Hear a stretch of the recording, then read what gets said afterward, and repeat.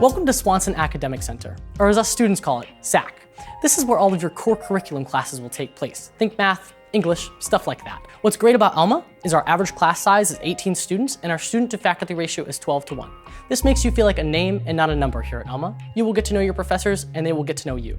We are currently within one of our multi-purpose rooms, featuring everything on wheels for a more multi-purpose space. This means that professors can have it as a collaboration-based class instead of a lecture, or form it into a lecture style. Here at Alma, every student gets an academic advisor that is typically a professor within your major that helps you plan your credits, make sure you're going to graduate on time, everything like that.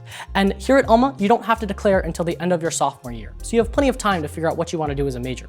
We want you to have a well-rounded education, which means you have time to take credits from a lot of different academic majors.